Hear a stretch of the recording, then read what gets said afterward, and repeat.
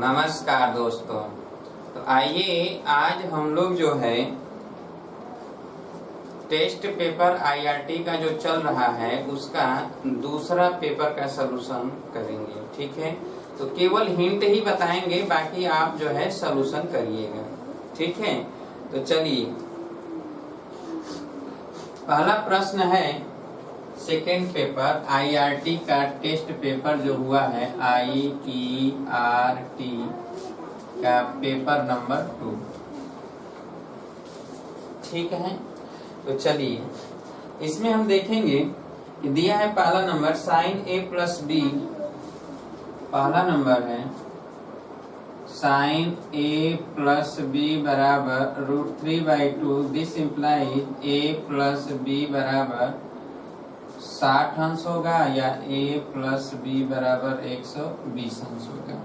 ठीक है, cos a minus B, cos a minus B बराबर दिया गया है 1/√2। तो this implies a minus B बराबर 45 अंश हो सकता है या a माइनस बी बराबर 315 अंश हो सकता है, क्योंकि धनात्मक वैल्यू दिया है। अब देखिए, अब यहाँ से आप चेक करेंगे कि देखिए योगफल या तो 60 है या तो 120 है। तो जब योगफल 120 होगा या 60 होगा तो अंतर तो 315 आएगा नहीं, तो इसको तो हम पहले ही खारिज कर देंगे। और उसके बाद आप देख रहे हैं कि योगफल अधिकतम 120 है और अंतर योगफल अंतर 45 अंश है। 45 अंश का अंतर है, तो एक बार इसको सॉल्व कर दीजिए और एक बार इसको सॉल्व कर दीजिए और ए और बी का मान देख लीजिए कि दोनों स्थिति में क्या कभी ऐसा तो नहीं कि 90 से अधिक आता है। अगर 90 से अधिक ए और बी में से कोई भी एक आता है तो आप कहेंगे कि एक अधिक कोण है और एक न्यून कोण है, और अगर दोनों 90 से कम आता है तो न्यून कोण। ठीक है, चलिए देखिए कहा जा रहा है अगला है कि लाग दूसरा नंबर, ये तो सभी लोग लगा लेंगे 729 और बेस है 9 और प्लस लाख 256 और यहाँ है 4। ये 700 जो 9 है ये लिखेंगे आपके 9 पर 3 और ये लिखेंगे 256 है, तो ये 4 का स्क्वायर है, तो 4 पर 4 घात यहाँ 4। तो अब तो इसको सॉल्व कर लेंगे, इसका 3 हो जाएगा, इसका 4 हो जाएगा, यानी आंसर क्या आ जाएगा 7 आ जाएगा।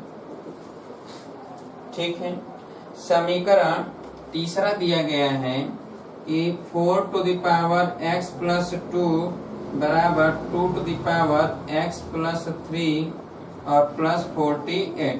अब देखिए यहाँ पर आप क्या करिएगा कि 4 टू द पावर x और प्लस 4 गुणे 4 का स्क्वायर बराबर 2 to the power x into 2 to the power 3 plus 48। अब देखिए यहाँ पे 4 टू द पावर x को 2 टू द पावर 2x लिखेंगे और इसको कर दें 16, ये हो जाएगा 8 2 to the power x plus 48।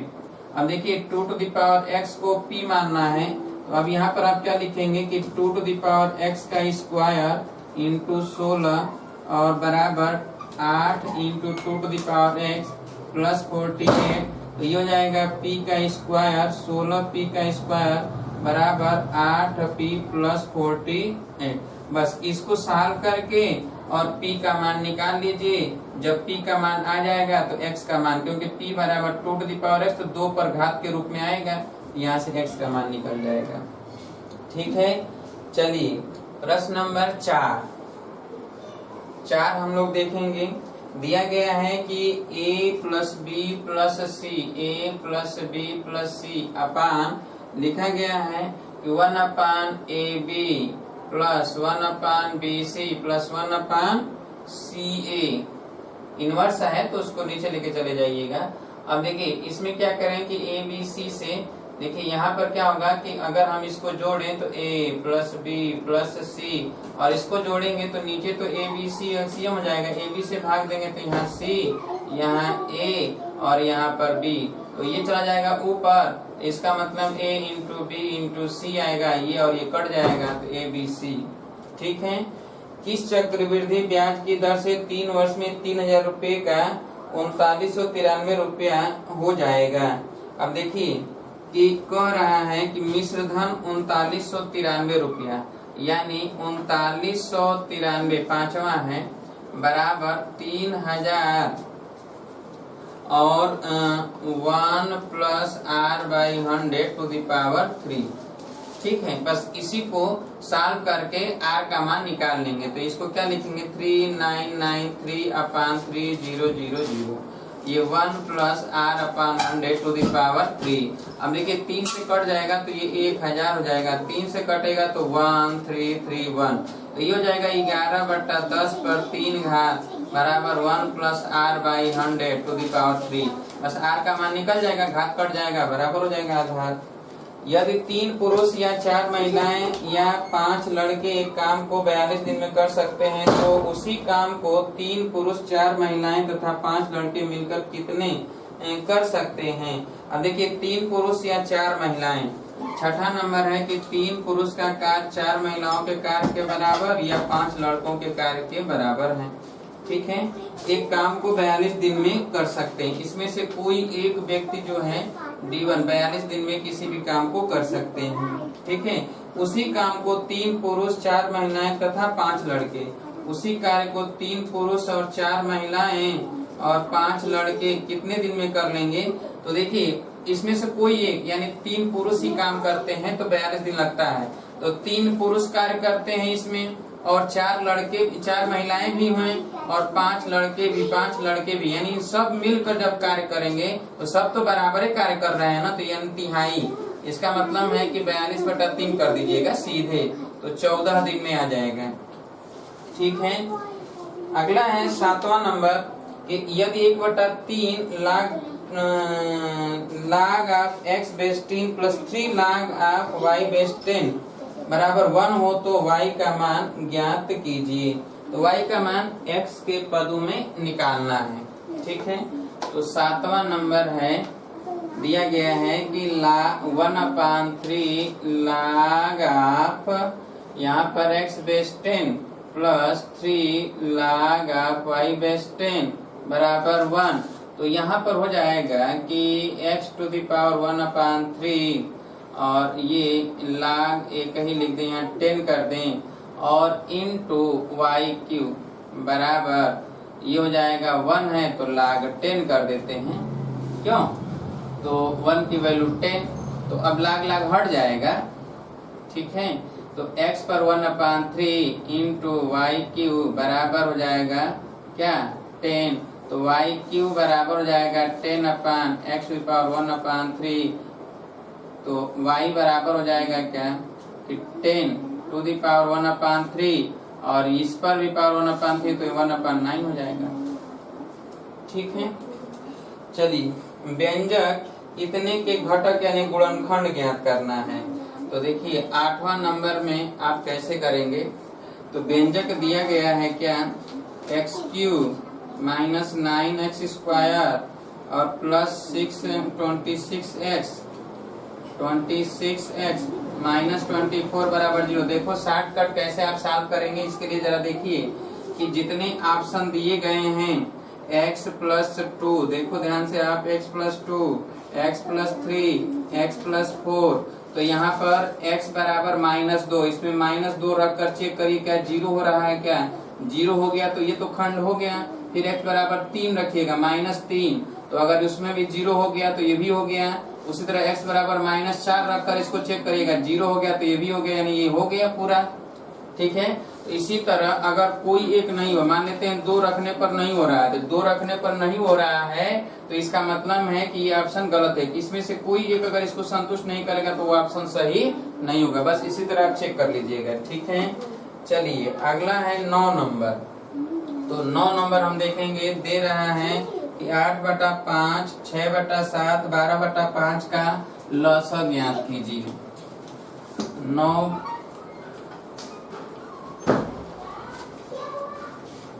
9 number देखिए कह रहा है कि 8/5, 6/7 व 12/5 का एलसीएम ज्ञात करना है। तो नीचे का एलसीएम ऊपर का एलसीएम निकाला जाता है और नीचे का एचसीएफ। ठीक है, तो 8, 6, 12 का एलसीएम निकालेंगे तो 24 हो जाएगा, और 5, 7 और 5 का एचसीएफ निकालेंगे तो 1 हो जाएगा। तो इसका हो जाएगा केवल कितना, तो 24। ठीक है, कितना हो जाएगा, तो 24। अब देखिए कि लसम जो भी पूछा गया है तो 24, इसमें 24/35, 48/35 और 72/35 दिया है, तो इसमें इनमें से कोई नहीं। ठीक है, क्या लगाएंगे, इनमें से कोई नहीं, क्योंकि 24 है और इसमें 24 कोई नहीं दिया है। अगर किसी में भी जैसे 72/35 है, ठीक है, तो 72/35 सपोज जैसे समझिए 72/35 में अगर हम इससे भाग दें 8/5 से तो कट जाना चाहिए। तो जब 8/5 से भाग देंगे तो इसका मतलब ये है कि 5/8, 8 9 72, 5 7 35, क्या कटा, नहीं कटा। ठीक है, तो इस तरह चेक कर लेंगे। चलिए समीकरण 7/4x² - 6x + 3 = 0 के मूल होंगे। तो इसके लिए आपको केवल चेक करना है 10 नंबर 7/4 x² - 6x + 3 = 0। तो 7x² - 24x, देखिए यहाँ -24x और +12 = 0, यानी a = 7, b = -24 और c = 12। अब आपको चेक करना है b² - 4ac। अगर ये 0 के बराबर आता है तो वास्तविक होंगे, समान मूल होंगे। अगर ये धनात्मक होता है तो दो चीजें वास्तविक होगा, परिमेय भी हो सकता है अपरिमेय। परिमेय तब होगा जब पूर्ण वर्ग होगा, अपरिमेय जब होगा जब ये जो है पूर्ण वर्ग नहीं होगा, और अगर ये ऋणात्मक होता है तो काल्पनिक हो जाएगा। यानी केवल इसी को निकालना है, ए बी सी सब पता हो गया है। ठीक है, वह पूर्ण संख्या जिसका 7 गुना पूर्ण संख्या जिसका 7 गुना संख्या के वर्ग के 2 गुने से 4 कम है होगा। तो जैसे जो प्रश्न कह रहा है उसी के अकॉर्डिंग आप जो है जो ऑप्शन दिए गए हैं मिलान कर सकते हैं। वह पूर्ण संख्या, पूर्ण का मतलब है कि 2, 4, 6, 8, 10 पूर्ण संख्या होना चाहिए। ठीक है, इसका मतलब चलिए कह रहा है कि जिसका वह पूर्ण संख्या जिसका 7 गुना, तो मान लीजिए पहला ऑप्शन 2 दिया है तो 2 का 7 गुना, 2 7 14। ठीक है, तो 2 का 7 गुना, ठीक है, संख्या के वर्ग के 2 गुना, तो संख्या 2 है, 2 का स्क्वायर 4 हो जाएगा। 4 का 2 गुना कर दें तो 4 गुना के 8 से 4 कम है। अब देखिए इधर 8 आ गया, इधर 14 है, तो 4 कम है नहीं, इसका मतलब पहला सही नहीं है। दूसरा देखेंगे 4, तो 4 का 4 गुणे 7, तो 7 चौक 28, और कह रहा है कि संख्या के वर्ग, तो 4 का स्क्वायर हो जाएगा कितना, 16 का 2 गुना 32, 32 में से 4 घटा दीजिए तो 28, देखिए बराबर आ गया। इसका मतलब यही सही है। ठीक है, चलिए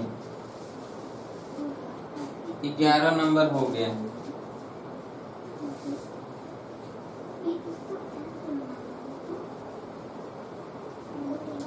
अब देखिए 12 नंबर।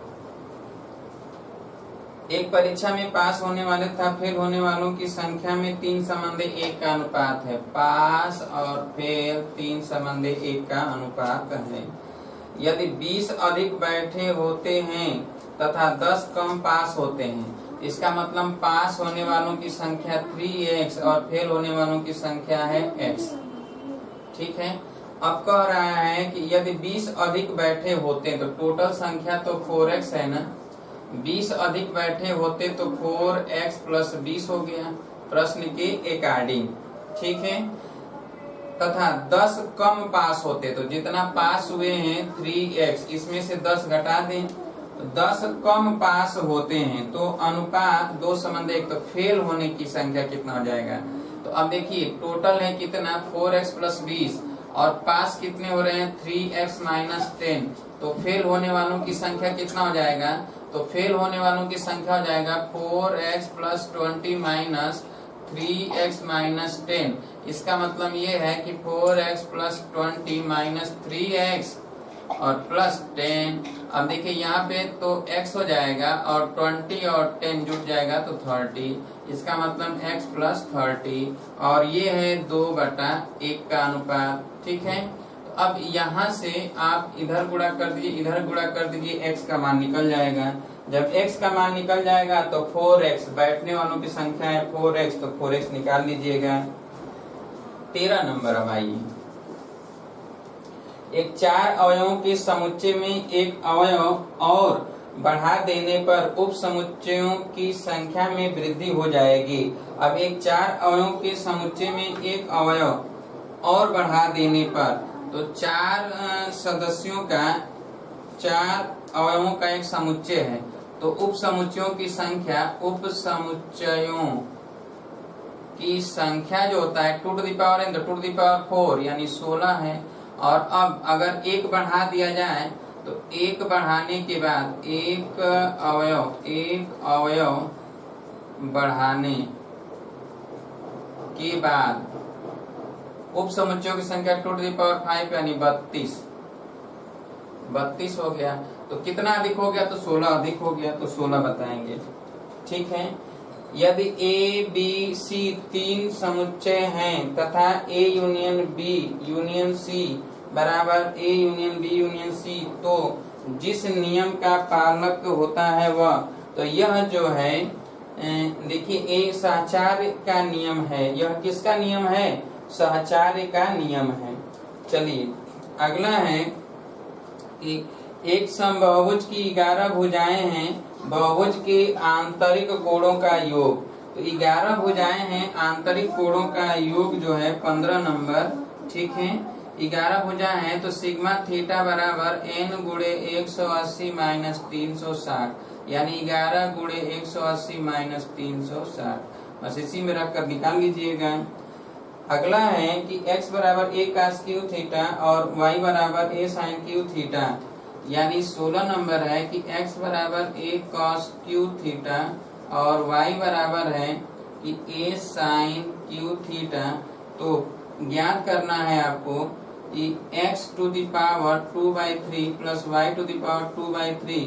तो देखिए x पर 2/3 करेंगे तो a पर 2/3 होगा और ये हो जाएगा cos स्क्वायर थीटा, और प्लस इस पर करेंगे तो a टू द पावर 2/3 और sin स्क्वायर थीटा। अब a पर 2/3 कॉमन ले लें तो cos square theta plus sin square theta बराबर a टू द पावर 2/3, इसका मान 1 हो जाएगा। ठीक है, sin 15 अंश का मान, तो sin 15 अंश का मान 45 माइनस 30 होता है ना, 45 में से 30 घटा दें और sin a माइनस b का मान रख दें, sin 15 अंश का मान। तो sin 15 अंश को लिखेंगे sin 45 माइनस 30। अगर याद नहीं है तब इसका मान √3 माइनस 1/2 होता है। ठीक है, चलिए sin 420 अंश 18 नंबर है, ये तो 17 नंबर था, 18 number.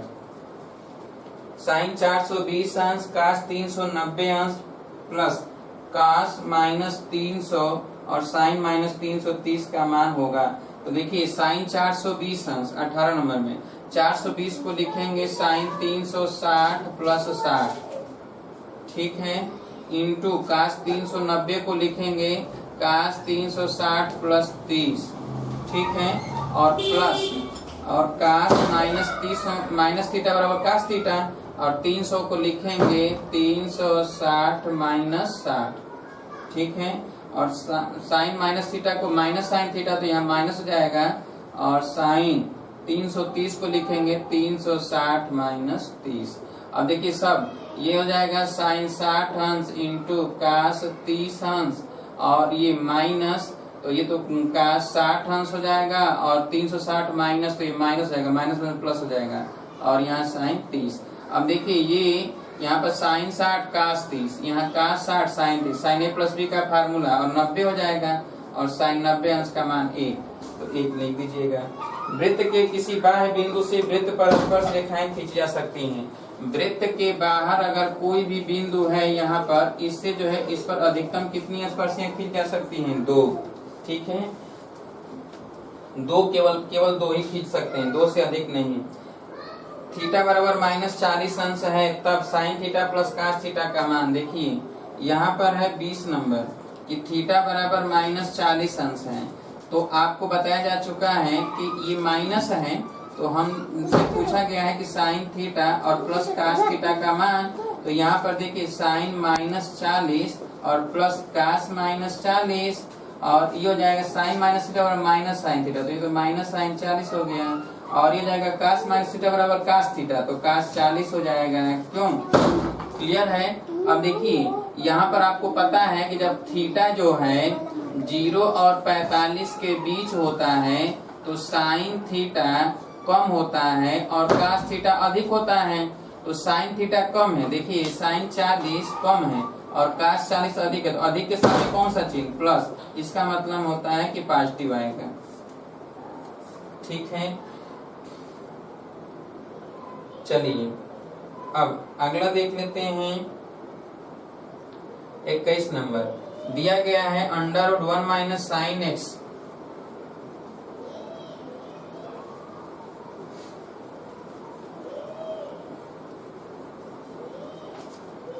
√21 number 1 minus sine X upon 1 plus sine X. तो इसको आप जानते हैं कि इसको हम लिख सकते हैं कास x/2 माइनस साइन x/2 का होल स्क्वायर, और इसको लिख सकते हैं कास x/2 प्लस साइन x/2 का होल स्क्वायर, और ये हो जाएगा कास x/2 माइनस साइन x/2 अपान कास x/2 प्लस साइन x/2। ठीक है, रूट से बाहर आ जाएगा। अब इसको आप आसानी से सॉल्व कर सकते हैं। ठीक है, अगर इसको आप सॉल्व कर सकते हैं तो ये क्या आ सकता है tan 45 प्लस x, लेकिन ये तो सेक में दिया गया है। किसमें दिया गया है? सेक में। तो पहली बात ये है कि जो आप ये देख रहे हैं कि इसमें, तो या तो हम इसी में हम गुणा कर दें। किससे गुणा कर दें? तो देखिए अगर कास x माइनस साइन x से x/2 से गुणा कर देते हैं इसी में, ठीक है, तो ये नीचे हो जाएगा cos square x/2 minus sine square x/2 जो कास x का फार्मूला है, और ऊपर हो जाएगा कास x/2 प्लस साइन x/2 का whole square minus sign x/2 का होल स्क्वायर। तो ये हो जाएगा कास x/2 माइनस साइन x/2 का होल स्क्वायर। तो हम इसको लिख सकते हैं 1 माइनस साइन x लिख सकते हैं। अब इसको अगर अलग अलग करेंगे तो ये क्या हो जाएगा कि सेक x हो जाएगा और माइनस tan x हो जाएगा। यदि श्रेणी 6, 7, 8, 8, 4 x के माध्यिका और बहुलक बराबर है तो x का मान, चलिए 22 नंबर देख लीजिए कि 6, 7, 8, 8, 4 x के माध्य। तो माध्य के लिए आप जानते हैं कि 6 प्लस 7 प्लस 8 प्लस 8 और प्लस 4 प्लस x भाई 1, 2, 3, 4, 5, 6, तो 6 से भाग दे दीजिए। ठीक है, और बहुलक, तो इसका बहुलक 8 हो सकता है, तो या तो 8 के बराबर कर दीजिए। ठीक है, x का मान निकल जाएगा। अब आप इसी तरह कह रहा है कि इसमें जो सबसे अधिक है बहुलक ही तो है, माध्यिका। अब 6 plus 7 plus 8 plus 8 plus 4 plus x अपान 6। ठीक है, अब माध्यिका, तो माध्यिका क्रम से लिखना पड़ेगा, तो 4, 6, 7, 8, 8 x कर देते हैं अगर, तो 1, 2, 3, 4, 5, 6 है, तो माध्यिका निकालेंगे तो बीच में 2 मध्य पद आ जाएंगे, तो 1, 2, 3 तीसरा पद आ जाएगा, चौथा पद आ जाएगा। क्यों? तो 6 प्लस 8/2 हो जाएगा। अगर छोटा होगा तो 1, 2, 3, 4, तो तीसरा और चौथा, तो 6 प्लस 7/2। ठीक है, और अगर x इधर है दाएं साइड है तो हम लिखेंगे कितना, तब लिखेंगे 7 प्लस 8/2। ठीक है, तो अब x का मान यहाँ भी निकालने और यहाँ भी निकालने, तो पता चल जाएगा। या इसमें से कोई भी एक वैल्यू रखकर x का मान 12, 9, 14, 15 इसमें रखकर x का मान और चेक कर लीजिए कि कब जो है 8 के बराबर हो रहा है, 12 रखने पर कि 14 रखने पर कि 8 रखने पर, जो भी इसमें भी चेक कर लीजिएगा, तब सही होगा, नहीं तो नहीं होगा। क्लियर है? अगला नंबर है 50 विद्यार्थियों के प्राप्तांकों का विवरण निम्न है। तो 50 विद्यार्थी हैं जिनके प्राप्तांकों का विवरण दिया गया है। चलिए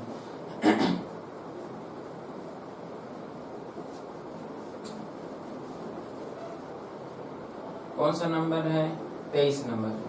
तो विवरण में लिखा गया है से कम, प्राप्तांक लिखा हुआ है प्राप्तांक, और यहाँ लिखा है से कम। ठीक है, तो इसका मतलब ये है कि 10 से कम पाने वाले, 20 से कम पाने वाले, 30 से कम पाने वाले, 40 से कम पाने वाले और 50 से कम पाने वाले विद्यार्थियों की संख्या यहाँ लिखा हुआ है। 10 से कम पाने वाले 8 हैं, 12 हैं, 20 है, 46 है, 50 है। अब यहाँ पर आप बनाएंगे वर्ग अंतराल 0 से 10 प्राप्तांक के लिए, 10 से 20, 20 से 30, 30 से 40, 40 से 50 हम बता चुके हैं आप सभी लोगों को। जब यहाँ से कम या से अधिक लिखा हुआ तो घटाते हैं। अब देखिए यहाँ पर 0 से 10 के बीच में 8 हैं, यहाँ पर बारंबारता लिखेंगे, और उसके बाद 10 से 20 तो 12 में से 8 घटा दें 4। अब 20 से 30 तो इसमें से इसको घटा दें तो 8, 30 से 40 इसमें से इसको घटा दें तो कितना हो जाएगा 26, और 40 से 50 तो इसमें से इसको घटा दें 4।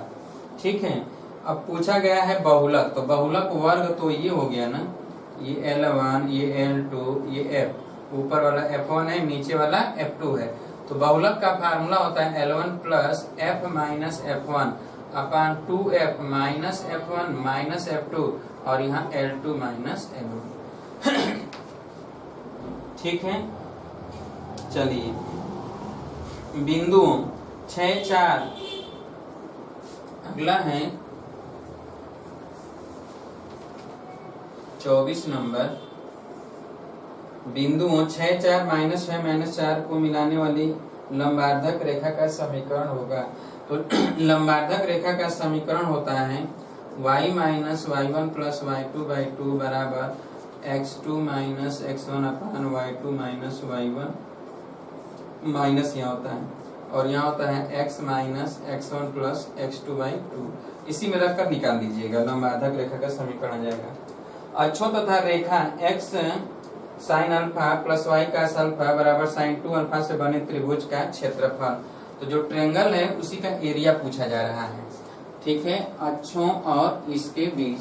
तो आप सभी को हम बता चुके हैं कि a और b निकाल लेंगे। ठीक है, तो अक्षों के बीच जो ट्रायंगल होता है वो a इंटू बी बाई 2 होता है एरिया। तो यहाँ पर a निकालेंगे तो x को ढक देंगे, y को ढकेंगे तो x बराबर आ जाएगा, x बराबर आ जाएगा साइन 2 अल्फा लिखा हुआ है तो 2 sine alpha into cos alpha upon x का मान, तो y को ढके हैं तो साइन अल्फा, तो ये साइन अल्फा कट गया तो 2 कास अल्फा आ गया। ठीक है, उसी तरह y निकालेंगे तो x को ढकेंगे, x को ढक लेंगे तो 2 sine alpha into cos alpha upon cos alpha, तो कट गया तो 2 साइन अल्फा आ गया। अब ये y जो है ये b है और ये a है, तो डेल्टा बराबर a इंटू बी बाई 2, यानी इसका मतलब 2 sine alpha into 2 cos alpha upon 2 से 2 एक कट गया तो ये साइन 2 अल्फा आ गया। यानी त्रिभुज का क्षेत्रफल साइन 2 अल्फा है। समबाहु त्रिभुज का आधार x प्लस वाई बराबर 2 है तथा शीर्ष 2 माइनस 1 है, तो त्रिभुज की भुजा बताना है। अब कहा यह जा रहा है कि ये समबाहु त्रिभुज है जिसका आधार ये दिया गया है कि x प्लस वाई बराबर 2 है, और ये शीर्ष दिया गया है कितना है 2 माइनस 1 है। तो अगर इन सभी की भुजाओं की माप a है तो जो इससे इस पर लंब डालेंगे तो ये √3/2 इंटू a हो जाएगा। तो जो ये p होगा अर्थात तो p बराबर आपको पता है कि a x समान, तो a की जगह पर क्या है 2, तो यहाँ पर x1 की जगह पर 2, तो 1 इंटू 2 प्लस 1 इंटू y1 है माइनस 1, और ये बराबर 2 माइनस 2 इधर आ जाएगा अपान अंडर रूट 1 का स्क्वायर प्लस 1 का स्क्वायर a का स्क्वायर प्लस b का स्क्वायर बराबर ये लिख दें √3/2 इंटू a, बस a का मान निकल जाएगा। किसी त्रिभुज के दो शीर्ष 5 माइनस 1 तथा माइनस 2 और 3 है, यदि उसका लांबिक केंद्र मूल बिंदु है तो तीसरा शीर्ष बताइए। तो तीसरा शीर्ष आपको बताना है। चलिए, कहा जा रहा है कि मूल बिंदु जो है उसका लांबिक केंद्र है, तीसरा शीर्ष बताना है। तो मूल बिंदु लांबिक केंद्र है, इसका मतलब ये है कि ये देखिए ये त्रिभुज है, ठीक है, और त्रिभुज का एक शीर्ष है 5 माइनस 1 और ये शीर्ष है -2, 3। लांबिक केंद्र आप जानते हैं कि ये है, ये बी है, ये सी है, तो इस शीर्ष पर लंब डालेंगे और इससे इस पर लंब डालेंगे, तो इसी का कटान बिंदु ही यही लांबिक केंद्र होता है, लांबिक केंद्र। ठीक है, ऑर्थोगोनल सेंटर। तो ये ऑर्थोगोनल सेंटर है। तो अब आप देखिए कि ऑर्थोगोनल सेंटर है, ये कैसे निकालेंगे। तो पहली बात ये है कि इसका अगर हम इसका समीकरण निकालने तो निकल जाएगा। ये मूल बिंदु दिया है 0 0, इसका मतलब है कि 0 0 और 5 - 1 से होकर जाने वाली रेखा की इसकी प्रवणता आप m ज्ञात कर सकते हैं। तो ये m1 है, तो m1 बराबर क्या हो जाएगा, तो हम लिखेंगे y2 - y1। y2 जो है 0 -+1 हो जाएगा और ये 0 -5। तो इसकी प्रवणता हो गया -1/5। तो इसकी प्रवणता तो -1/5 है। तो इस पर ये लंब है ना, ये क्या है, लंब है। तो लंब रेखा की प्रवणता हो जाएगा 5, अर्थात m1' बराबर ये 5 हो गया। अच्छा देखिए, जब m1' 5 हो गया तो इसका समीकरण आप निकाल सकते हैं, क्योंकि एक बिंदु दिया गया है। तो इसका समीकरण हो जाएगा y - 3 बराबर ये 5 और x -+2। एक समीकरण ये आ गया। ठीक है, अब आप क्या करिए, ठीक इसी तरह इससे होकर जाने वाली इसकी प्रवणता निकालिए। तो इसकी प्रवणता m2 निकालेंगे, तो m2 जो हो जाएगा 0, तो यहाँ पर 0 - 3/0+2 यानी -3/2 है। तो -3/2 इसकी प्रवणता हो गया। तो जो ये रेखा है, ये इसकी प्रवणता m2' जो निकालेंगे ये 2/3 हो जाएगा। अब देखिए, इसका 2/3 हो गया, तो जो इसका समीकरण होगा वो हो जाएगा y, इससे होकर जाए तो y+1 बराबर 2/3 और x - 5। एक समीकरण ये और एक समीकरण ये, दोनों समीकरणों को सॉल्व करके x और y का मान आप निकाल लीजिएगा, वही हो जाएगा a का शीर्ष a का निर्देशांक। ठीक है, तो ये था कौन, 27 नंबर। ठीक है, चलिए 28 नंबर देख लेते हैं। एक समचतुर्भुज की विकर्ण 10 सेंटीमीटर तथा 24 सेंटीमीटर है, उसका परिमाप बताइए। तो समचतुर्भुज है, तो समचतुर्भुज में आप जानते हैं कि ये समचतुर्भुज है, ये और ये। तो इसकी विकर्ण दिए गए हैं 10 सेंटीमीटर, तो इधर 5 होगा, 5 इधर होगा, इधर 12 होगा, इधर 12 होगा। तो ये एक दूसरे पर 90 अंश होते हैं। तो ये 5 है, ये 12 है, तो ये 13 आ जाएगा। तो ये 13, ये भी 13, ये भी 13, ये भी 13, तो 13 13 13 यानी कितना हो जाएगा, 52 सेंटीमीटर परिमाप हो जाएगा। 29 नंबर देखिए, ये 28 नंबर था, 29 नंबर।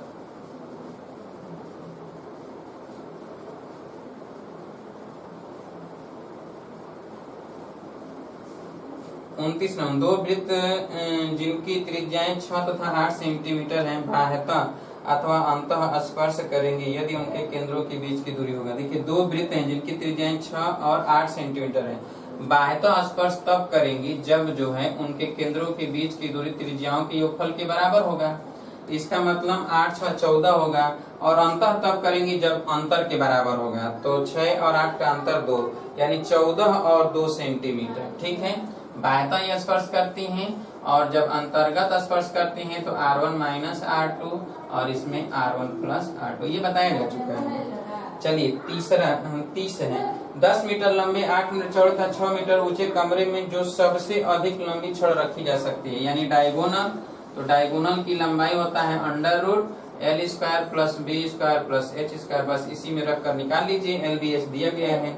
अगला है 24 सेंटीमीटर × 48 सेंटीमीटर आयतीय कागज को मोड़कर दो समखष्टभुजीय प्रिज्म बनाए जा सकते हैं, उनके आयतनों का अनुपात। ये फिर आ गया है वही प्रश्न। तो जब मोड़कर बनाते हैं तो मोड़कर बनाए गए प्रिज्मों अथवा बेलनों के आयतन उनकी लंबाई और चौड़ाई जिसके रूप में मोड़ा जाएगा उसी के अनुपात के बराबर हो जाएगा। तो 24 और 48 के अनुपात के बराबर हो जाएगा, यानी L यानी VL/VB बराबर L/B 24/48 यानी 1/2। लंबवृत्तीय शंकु की ऊंचाई 8 सेंटीमीटर और आधार त्रिज्या 6 सेंटीमीटर। शंकु का कुल सतह का क्षेत्रफल क्या होगा? तो शंकु का कुल सतह का क्षेत्रफल होता है πr/l + r। r का मान दिया गया है 8 सेंटीमीटर है त्रिज्या, ठीक है, ऊंचाई 8 सेंटीमीटर। h का मान है 8 सेंटीमीटर, आधार की त्रिज्या दिया गया है 6 सेंटीमीटर। तो l निकलेगा √r² + h² यानी √8 का स्क्वायर + 6 का स्क्वायर अर्थात 10 आ जाएगा। तो l का मान आ गया, r का दिया ही है, तो πr/l + r यही होता है संपूर्ण पृष्ठ, रखकर निकाल लीजिएगा। 33 नंबर है। एक व्यक्ति ने 3000 रुपया उधार लिए और उसे 2 वार्षिक समान किस्तों में 10% चक्रवृद्धि ब्याज से चुकता करना है, प्रत्येक किस्त कितने की देनी होगी। तो ये कई बार आ चुका है, हालांकि बताया भी है हमने, इम्पोर्टेंट है, ईएमआई देना है। तो चलिए देखिए ईएमआई कैसे दे सकता है। एक व्यक्ति ने 3000 रुपये जो है उधार लिया है, तो यानी 3000, यानी आप फार्मूला जानते हैं, P A/1 प्लस R/100 और फिर प्लस A/1 प्लस R/100 का होल स्क्वायर। बस इसी पर रख देते हैं। यहाँ पर 3000, ये कौन सा है, 33 है, तो 3000 और बराबर ये 1 प्लस 10/100 और प्लस A/1 प्लस 10/100 का स्क्वायर, यानी A बटा ये देखिए 11, तो 10/11 हो जाएगा। यहाँ हो जाएगा 100 A/121। बस इसी को सॉल्व करके A का मान निकाल लीजिएगा। ठीक है। 34 है, राम तथा रहीम के बैंक बैलेंस समीकरण 81x² 34 नंबर है, 81x² प्लस 9ax और प्लस 16 बराबर 0 के मूलों से दिए जाते हैं यदि उनके बैलेंस समान है। यानी बैलेंस समान है, यानी a बराबर 81 है, यहाँ पर कैपिटल A लिख देते हैं, और b बराबर 9a है और c बराबर है 16, तो b² माइनस 4ac बराबर 0 कर दीजिएगा, a का मान निकल जाएगा। ठीक है।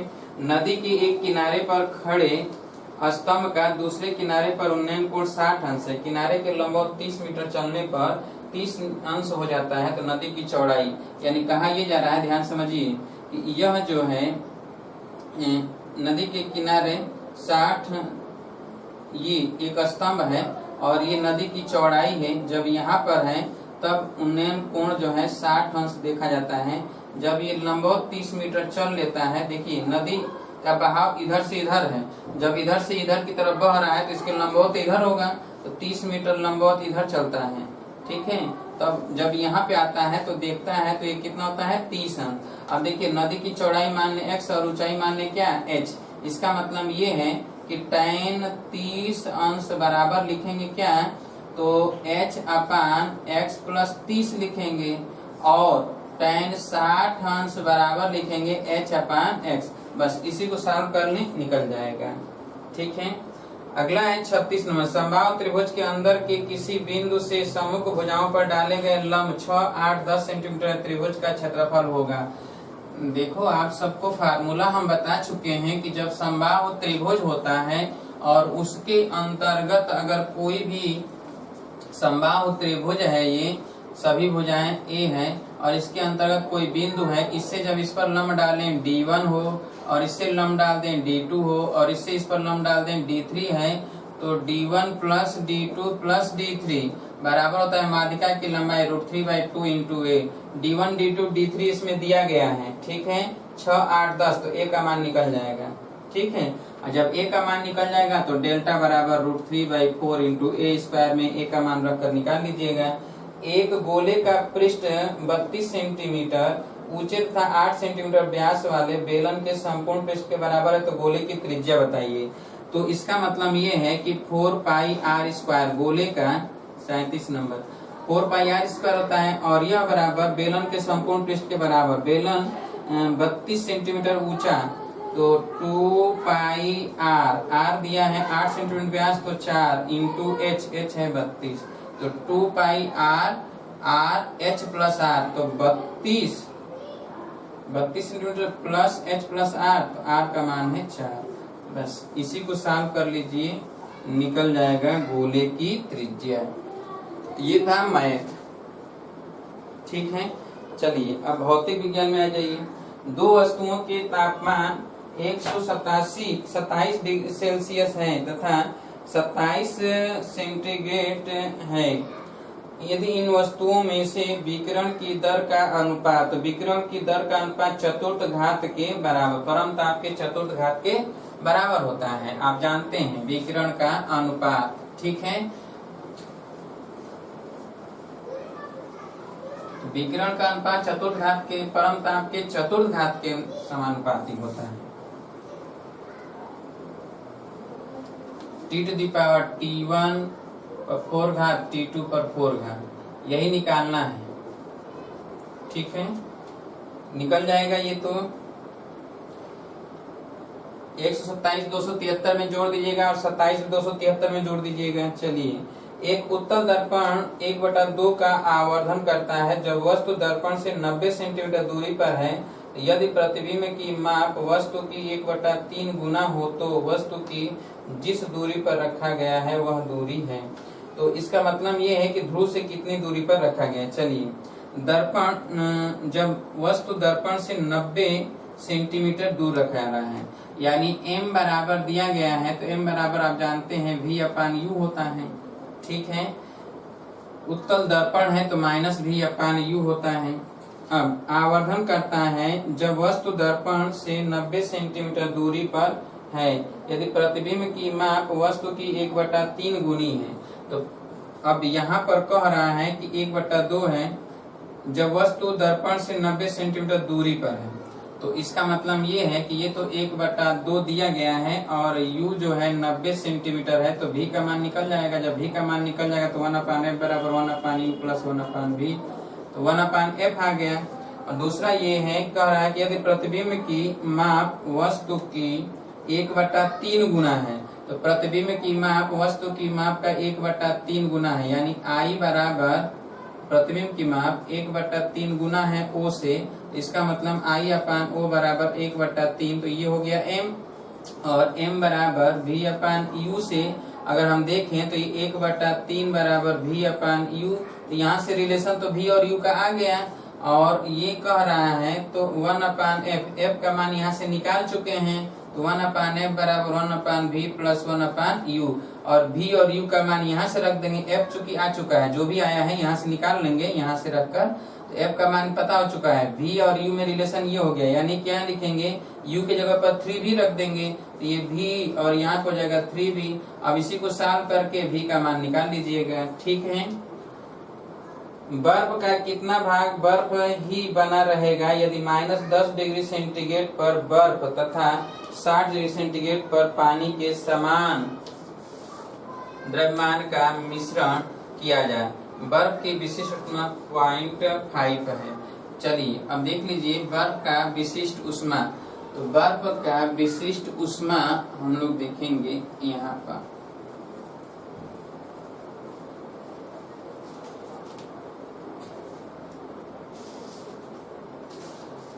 बर्फ का द्रव्यमान है m, तो पहले -10 डिग्री सेंटीग्रेड से 0 डिग्री सेंटीग्रेड तक जाएगा। तो इसका मतलब ये है कि बर्फ द्वारा ली गई ऊष्मा जो हो जाएगा -10 डिग्री सेंटीग्रेड। ठीक है, -10 डिग्री सेंटीग्रेड इंटू m। अच्छा, m द्रव्यमान है, पता नहीं है, इसलिए हमने m रख दिया। और इंटू 0.5 और प्लस, ठीक है, ml बराबर कितना हो जाएगा कि समान मात्रा 60 डिग्री सेंटीग्रेड तक है, तो 60 है तो 0 तक आ रहा है, तो हम लिख देते हैं 0। तो यहाँ पर m इंटू 60 और इंटू यहाँ पर कर दें क्या, डेल्टा टी, एक विशिष्ट ऊष्मा 1। चलिए, अब अगर हम ये देखते हैं कि यहाँ पर m का जो मान है वो कितना पिघल जाएगा, तो ml है। ठीक है, ये तो ml है। अभी क्या टोटल तो पिघलेगा नहीं, तो टोटल नहीं पिघलेगा, तो यहाँ m-l कर देते हैं। ठीक है, अब देखिए यहाँ पर mm, तो 0.5, तो ये कितना हो जाएगा -5m। ठीक है, और plus m1 into l, l का मान है 80 और ये हो जाएगा 60m। तो m1 बराबर हो जाएगा 60m प्लस 5m बाई 80, यानी 65m बाई 80। ठीक है, तो इतना जो है पिघल जाएगा। चलिए, अब इसको निकालना पड़ेगा, निकाल लीजिएगा। अगर ये 5 से कटेगा 13, 18, ये हो जाएगा 16 5 80, 13/16 हो गया। तो कितना, इतना तो पिघल गया है, तो बचा कितना है, तो शेष जो रिमेंडिंग होगा वह m में से ये घटा दीजिएगा, 13/16 5 से 16m घटा दीजिएगा तो निकल जाएगा। ठीक है, चलिए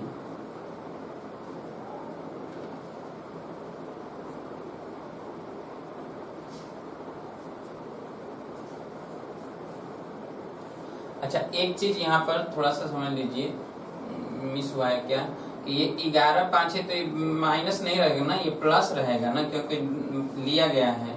तो ये 5m तो इधर आएगा तो -5 हो जाएगा, ठीक है। तो -5 तो यहाँ 55 हो जाएगा, तो ये 11 हो जाएगा। तो यहाँ पर 11 कर दीजिएगा, तो 16 में से 11 जाएगा 5/16। चलिए, एक व्यक्ति 2 मीटर तक की दूरी तक स्पष्टतया देख सकता है। यदि उसे 6 मीटर तक की दूरी स्पष्टतया देखनी हो तो जो उसे लेंस प्रयोग करना चाहिए। कह रहा है कि 2 मीटर तक देख सकता है, तो v बराबर 2 मीटर लिख दीजिएगा और u बराबर 6 मीटर लिखिएगा। 6 मीटर का देखना चाहता है तो f का मान निकालना है, तो f निकल जाएगा। तो 1/f बराबर 1/v माइनस 1/u से रख कर निकाल लीजिएगा और यही f डायोप्टर में आ जाएगा। चलिए, 20 सेंटीमीटर लंबी तार 0.5 वेबर प्रति मीटर स्क्वायर की तीव्रता के चुंबकीय क्षेत्र में रखी है। तार में 2 एम्पीयर धारा प्रवाह होती है। जब तार क्षेत्र के समांतर हो तो तार पर बल लगेगा। तार जो है क्षेत्र के समांतर है, ठीक है। तो चलिए, इस पर जब समांतर है तो आप तो जानते हैं ना कि समांतर है, इसका मतलब ये है कि इसमें करंट जो है उसके दिशा के समांतर, यानी थीटा बराबर 0। और आप जानते हैं कि F बराबर होता है I/B/L साइन थीटा, और थीटा 0 तो इसका मतलब F बराबर 0 न्यूटन लगेगा, ठीक है। 5 के द्रव्यमान का पत्थर एक पहाड़ी की चोटी के ऊपर से गिरता है। पहाड़ की चोटी 100 मीटर ऊंची है। यह पत्थर गिरने पर रेत में 2 मीटर गहरा धंस जाता है। रेत में धंसने में समय लगा, तो जो धंसने में समय लगा वह पूछा जा रहा है। चलिए, 5 किलोग्राम का पिंड है, 100 मीटर की ऊंचाई से गिरता है। देखिए, 100 मीटर की ऊंचाई से गिरता है, तो यहाँ पर जो वेग होगा v वह निकालना है, जबकि g बराबर दिया है 10 मीटर पर सेकेंड स्क्वायर। तो चलिए, ये हमें पता है कि ये u तो 0 होगा और ये h है, तो v स्क्वायर बराबर u स्क्वायर प्लस 2gh, तो 2gh। तो v बराबर 2gh, h कितना है 100 है, ठीक है। इसका मतलब 100 ये है 10, 1000 तो 2000 हो गया। v स्क्वायर बराबर 2000, ठीक है। अब कह रहा है कि पत्थर गिरने पर रेत में 2 मीटर गहरा धंस जाता है। रेत में धंसने में समय लगा, तो रेत में धंसने में समय, तो ये v जो है u हो जाएगा। तो u स्क्वायर बराबर v स्क्वायर बराबर 2000 हम कर देते हैं, और ये धंस गया तो इसका मतलब यहाँ v बराबर क्या हो गया 0 हो गया, ठीक है। v बराबर 0, तो जब v बराबर 0 हो गया तो इसका मतलब ये है कि यहाँ पर धंसते समय, रेत में धंसने में समय लगा होगा। अब यहाँ पर धंसते समय, तो धंसने में जो समय लगा होगा ये ज्ञात करना है। v बराबर 0 है, तो देखिए यहाँ पर v बराबर हम लिख सकते हैं, v बराबर u माइनस 80 लिख सकते हैं। तो a दिया नहीं है, कहीं से 80 ज्ञात नहीं है। अगर हम v स्क्वायर ज्ञात करते तो भी u स्क्वायर माइनस 2as, तो s भी नहीं दिया है कि निकलेगा। तो इसलिए जो है 2 मीटर गहरा धंस जाता है। अच्छा, दिया है 2 मीटर गहरा धंस जाता है, तो s दिया है, तो यहीं पर रख देते हैं। v स्क्वायर बराबर u स्क्वायर माइनस 2as, तो a का मान निकल जाएगा। तो a का मान, या फिर हम अगर यहीं से निकाल लेते हैं v स्क्वायर, तो v कितना है 0 है, तो u स्क्वायर, तो u का स्क्वायर यानी 2000 माइनस 2as, s कितना है 2 मीटर, तो a बराबर हो जाएगा 2000/4, तो 4 5 20, तो 500 मीटर पर सेकेंड स्क्वायर हो गया। अब जब a हो गया तो आपको पता है कि v बराबर u माइनस 80, और v की जगह पर 0, u का मान कितना है, तो u का मान √2000 लिख दीजिएगा, 2000, और माइनस 80, तो 500 into t, this implies t बराबर हो जाएगा, तो √2000 बटा कितना हो जाएगा 500। बस इसी को सॉल्व कर लीजिएगा, आ जाएगा। चलिए, एक तरंग 30 कंपन 2.5 सेकेंड में पूरी करती है। तरंग की आवृत्ति 30 कंपन करती है। 30 कंपन, आवृत्ति क्या होता है, 1 सेकेंड में किए गए कंपनों की संख्या आवृत्ति होता है। 2.5 सेकेंड में 2.5 सेकेंड में ये 30 आवृत्ति 30 कंपन करती है, तो 1 सेकेंड में कितना करेगा 30/2.5, ठीक है, तो 10 से गुणा कर दें, ऊपर भी नीचे भी। ऊपर हो जाएगा 300, नीचे हो जाएगा 25। क्यों? तो 25 से कम 25 बचा 5, 50 25 दूना के 50, 12 हर्ट्ज। ठीक है, चलिए अगला है 6 ओम एवं 9 ओम प्रतिरोध के दो चालकों के समांतर में रखा गया है। फिर इस प्रकार के तीन समुच्चयों को श्रेणी क्रम में जोड़ा गया है। समस्त संयोजन का प्रतिरोध होगा 6 ओम और 9 ओम समांतर क्रम में। तो 6 ओम है और ये 9 ओम है, इसको समांतर क्रम में, फिर इसी को जो है 3 ऐसे रख कर जोड़ा गया। तो पहले 6 ओम और 9 ओम, तो 1/6 प्लस 1/9 1/r, तो ये कितना हो जाएगा 9 6 18 हो गया। तो ये 6 3 18, 9 दूना 18। इसका मतलब ये है कि r बराबर हो जाएगा 18/5। तो ये भी 18/5 आया, ये भी 18/5 आया, ये भी 18/5 आया। तीनों को जोड़ दीजिए, आ जाएगा। ठीक है, ध्वनि वायु में जिस स्वरूप में चलती है वह है अनुप्रस्थ प्रत्यास्थ तरंगे कि अनुदैर्घ्य प्रत्यास्थ तरंगे, या फिर अपरूपण या विद्युत चुम्बकीय तरंग। ध्वनि जो है जो चलती हैं वायु में, वह जो है अनुदैर्घ्य तरंग के रूप में चलती है, अनुप्रस्थ नहीं, इसमें अनुदैर्घ्य। ठीक है, यानी जो चलने की दिशा है वायु भी उसी के चलने की दिशा, वायु के कण भी उसी दिशा में चलती है, सघन और विरल के रूप में। और अनुप्रस्थ का मतलब होता है ऊपर नीचे। ऊपर नीचे तो जाता नहीं, पानी के सतह पर ऊपर नीचे जाता है। ठीक है, चलिए एक व्यक्ति जिसकी साफ दिखाई देने की न्यूनतम दूरी 30 सेंटीमीटर, 3 सेंटीमीटर फोकस दूरी का उत्तल लेंस आवर्धन कांच के रूप में प्रयोग करता है, प्राप्त आवर्धन होगा।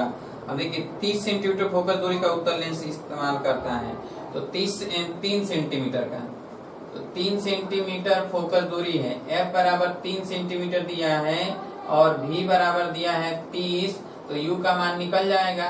जब u का मान निकल जाएगा तो m बराबर v/u से निकाल दीजिएगा।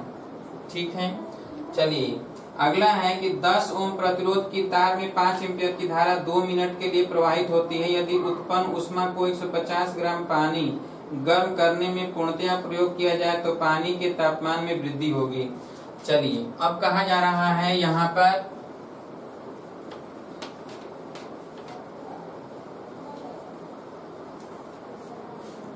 दस ओम प्रतिरोध, R बराबर दिया है 10 ओम और I बराबर दिया है 5 एम्पियर 2 मिनट तक। T बराबर 2 मिनट का मतलब 120 सेकेंड।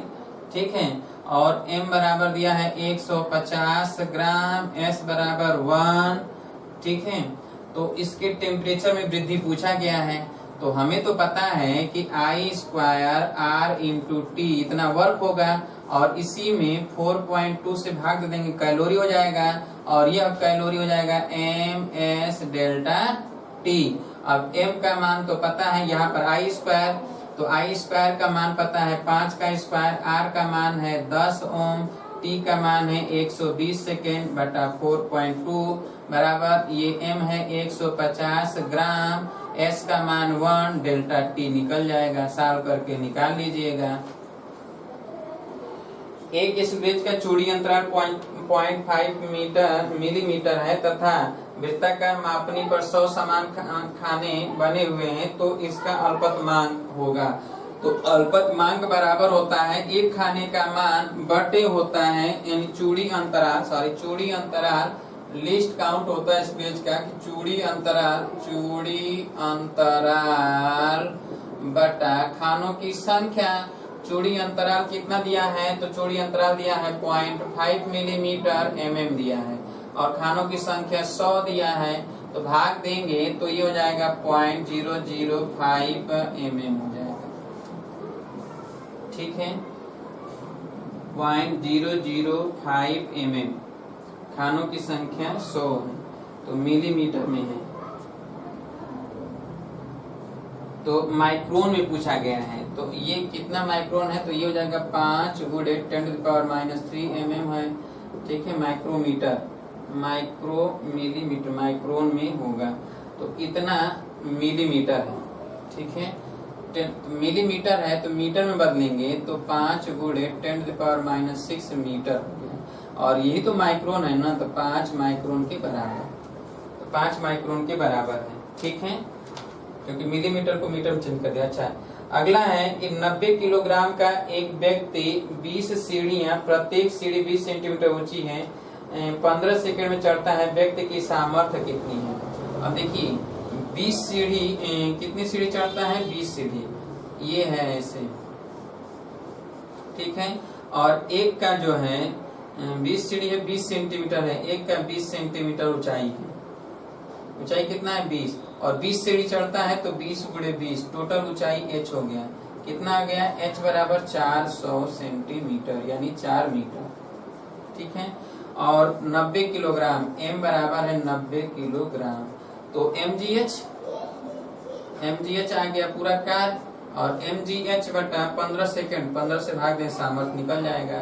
तो m कितना है? 90 है, g का मान रख देते हैं 10, और h का मान रख देते हैं 4, और 15 सेकंड, 15 छक्का 90, तो 6 चौके 24, 240 वाट। पानी के बर्तन में एक सिक्का 2 मीटर की गहराई पर रखा प्रतीत होता है। यदि पानी का अपवर्तनांक 1.3 हो तो टब में पानी की वास्तविक गहराई होगी। तो वास्तविक गहराई यानी अपवर्तनांक बराबर होता है वास्तविक गहराई बटा आभासी गहराई। तो ये है कितना?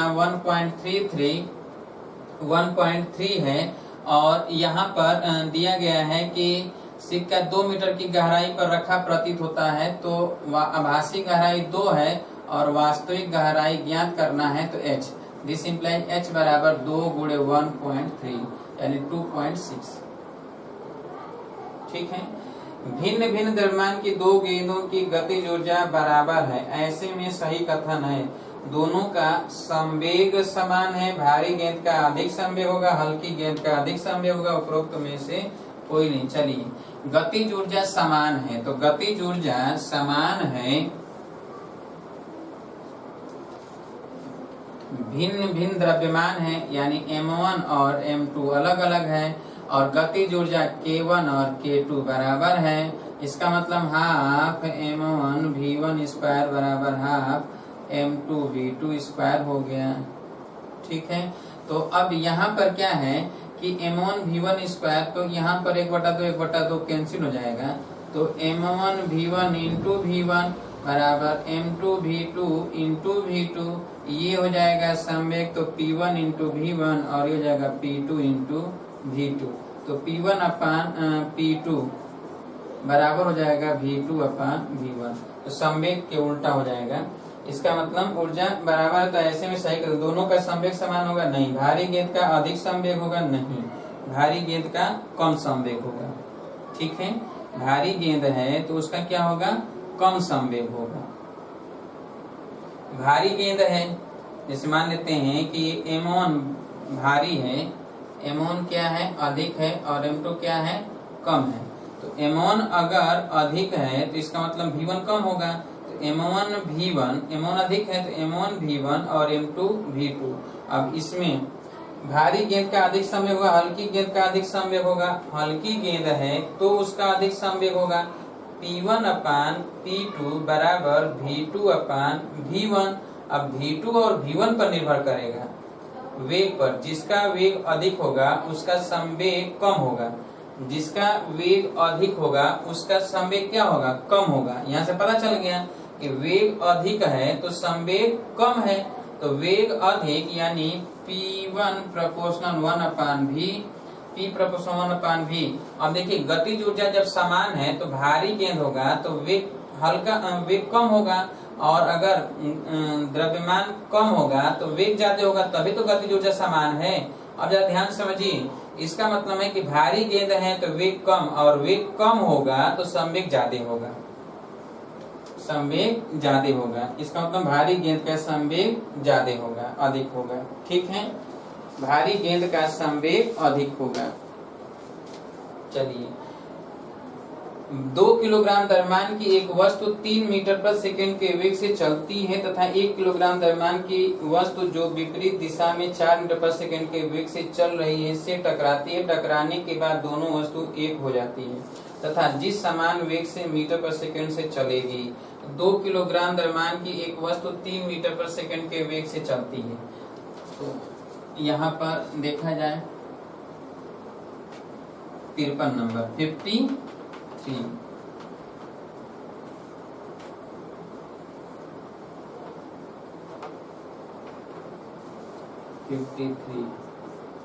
2 किलोग्राम द्रव्यमान है तो m1 बराबर 2 किलोग्राम। 3 मीटर प्रति सेकेंड से तो u1 बराबर 3 मीटर प्रति सेकेंड और m2 बराबर दिया गया है 1 किलोग्राम और u2 दिया गया है कितना, तो u2 दिया है 4 मीटर पर सेकेंड। तो m1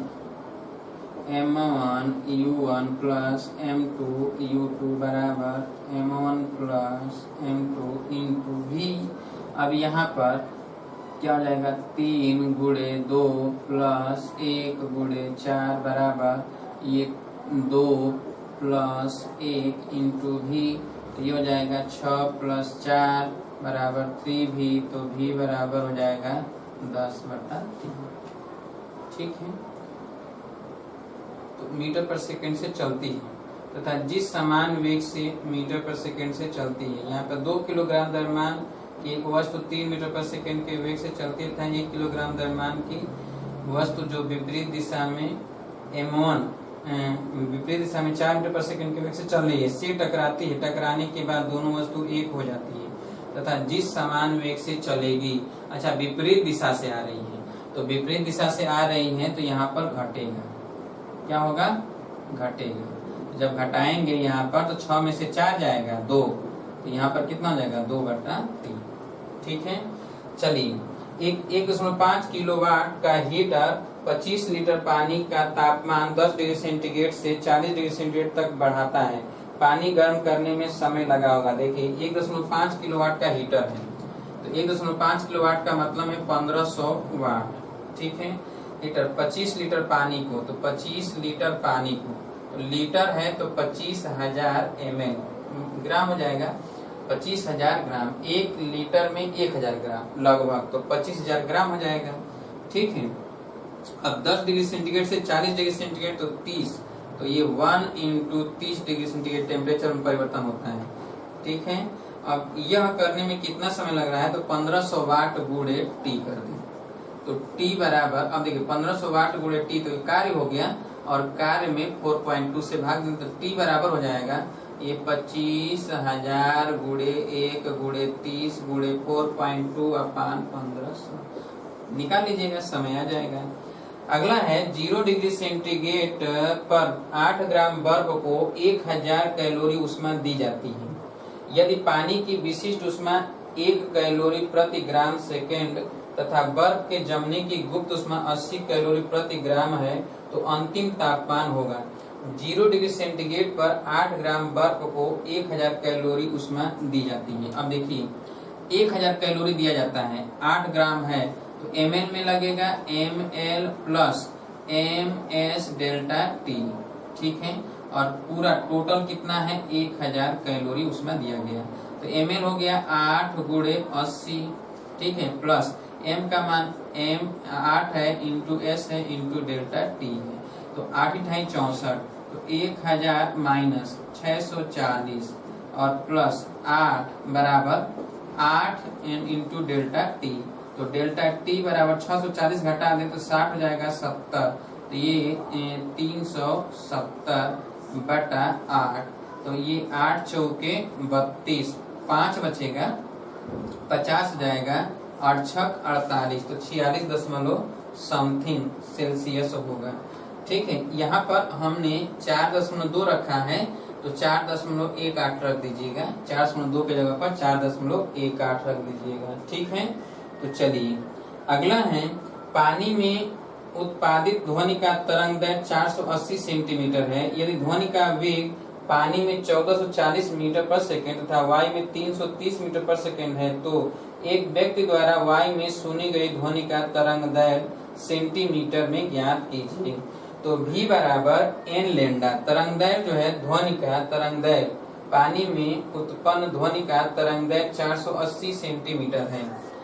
तो पानी में उत्पादित ध्वनि का तरंग दैर्घ्य लैम्डा बराबर दिया गया है 480 सेंटीमीटर।